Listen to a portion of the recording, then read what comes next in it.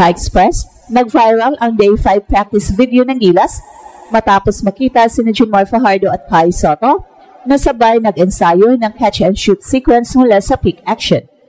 Sa unang clip, si Junmar ang unang makikitang nagposisyon ng tama, tumanggap ng bola mula sa screen at mabilis na nag-release ng mid-range jumper.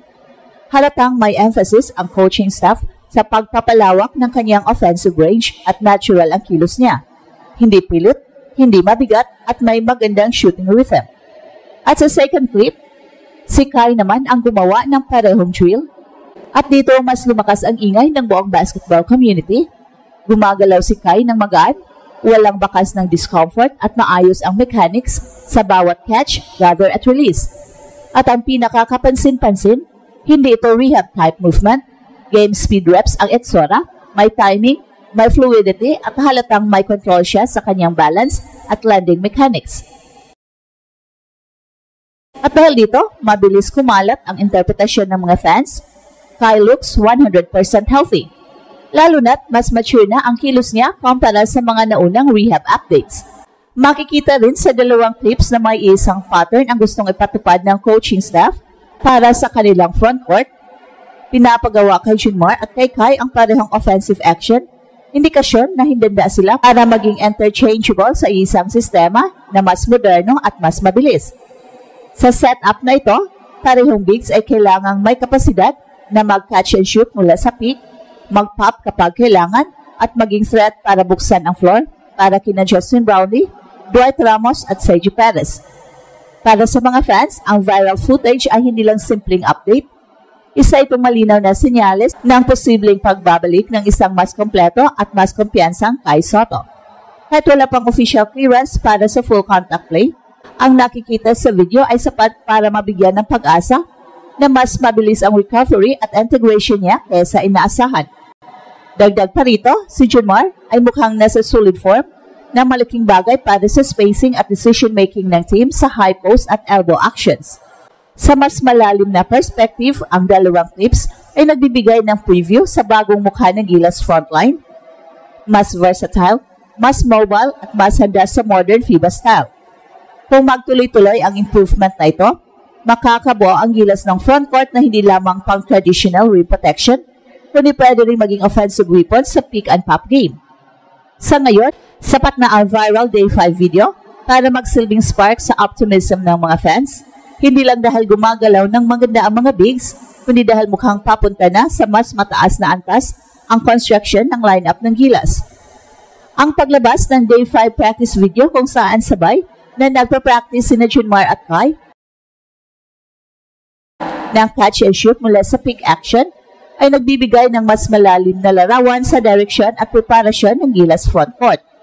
Hindi ito simpleng training clip, malinaw na may systematic approach ang coaching staff kung paano nila gustong i-evolve ang roles ng kanilang dalawang pinakamalaking piyesa sa loob.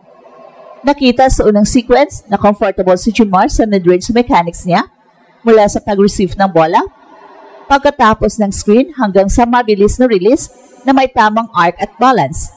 Ang eksenang ito ay nagpapakita na hindi lang traditional post-up ang gusto ng coaching staff para sa kanya, kundi mas dynamic na presence na kayang mag-pop out, magbigay ng spacing sa modern sets. Ang kanyang footwork ay maingat pero confident, indikasyon na may deliberate effort ang team na gawing mas involved si Junmar sa pick and pop flow, hindi lang bilang screener. At sa ikalawang video naman, si Kai ang nasa spotlight at dito mas lumalabas ang big picture. Ang movement niya ay hindi na tulad ng isang player na nanggagaling pa lang sa injury. Gumagalaw siya ng mabilis, controlled at may rhythm na karaniwang nakikita sa mga players na fully cleared at malapit nang maklear. Ang catch and shoot action niya mula sa peak ay hindi mechanical, kundi natural at may fluidity sa hips, feet position at follow through. Ang ganitong kalidad ng movement ay isang mahalagang indicator. Hindi lang siya healthy sa papel, kundi functional sa actual basketball movements.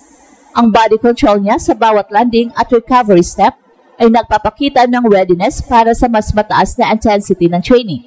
Ang pinakamahalagang obserbasyon sa parehong clips ay ang shared offensive framework. Hindi aksidente na parehong action ang pinagawa ng dalawang big men. Malamang bahagi ito ng bagong offensive identity ng Gilas kung saan ang frontcourt ay hindi lang rim protectors, kundi active shooting threats. Ang modern FIBA game ay mas mabilis, mas spacing-oriented at mas reliant sa bigs na kaya magbigay ng quick decisions mula top of the key. Ang parehong drill ni Kai at Junmar ay tumuturo sa direksyon yon. Isang sistema na nagbibigay ng flexibility lalo na kapag kailangang mag-adjust sa mas malaki, mas athletic o mas perimeter-heavy na kalaban. Bukod sa tactical layer, may psychological effect din ang video. Para sa mga fans, ang makita si Kai na may ganong galaw ay nagpapatibay sa paniniwala na malapit nang bumalik ang kanyang full competitive version. Para sa kanyang mga teammates, mahalaga rin ang presence niya sa high-intensity reps dahil nagbibigay ito ng energy at kumpiyansa sa buong grupo. Para sa coaching staff, makikita na nagsiset sila ng tone. Walang player ang exempt sa modern adjustment kahit ang dalawang pinakamatataas na pangalan sa frontline. Well, sa kabuuan, ang viral clips na ito ay hindi lamang highlights. Ito ay visual confirmation ng direction ng Gilas, mas versatile, mas mobile at mas handang lumaro sa modern international pace. Sa bawat galaw ni Kai at Junmar, malinaw kung paano binubuo ang bagong identity ng frontcourt, hindi lang malaki, kundi skilled, confident at system-ready. Kung ating titingnan ang kabuang epekto ng Day 5 footage, mas lalong lumalabas ang strategic significance nito para sa long-term direction ng Gilas. Ang catch-and-shoot reps ni Kai at Junmar ay hindi lang simpleng skill refinement, isa itong indikasyon na nagbabago ang papel ng mga big men sa sistema. Sa modernong FIBA basketball, hindi sapat ang traditional na setup kung saan ang mga big ay nakaabang lang sa poste. Kinailangan na sila ay maging dual threat, kaya mag-screen, mag-roll, mag-pop at maging decision makers kapag nag-collapse ang depensa. Ang eksaktong action na pinagawa sa kanilang dalawa ay tugma sa ganitong modelo. Ang share drill ay hindi lamang tungkol sa shooting form, ito ay tungkol sa anticipation, spacing at real-time reading ng depensa, mga bagay na hindi mo basta makikita sa basic workout clips. Sa kaso ni Junmar, malaking bagay na makita siyang comfortable sa pop-out motion. Kilala siya bilang interior scorer at low post anchor, pero kung lumalawak ang kanyang offensive comfort zone, magbibigay ito ng mas maraming kombinasyon para sa Gilas. Sa mga FIBA opponents na may malalaking rim protectors, ang isang big man na may mid-range threat ay kayang magpilit ng defensive rotations. Ang simpleng catch-and-shoot mechanics ni Junmar ay nagbubukas ng mas malaking konsepto, mas modernong spacing, mas mabilis na ball movement, at mas unpredictable na offensive sets. At eto ang Express Info kung saan bawat kwento, ginulat ang mundo. Don't forget to like and subscribe.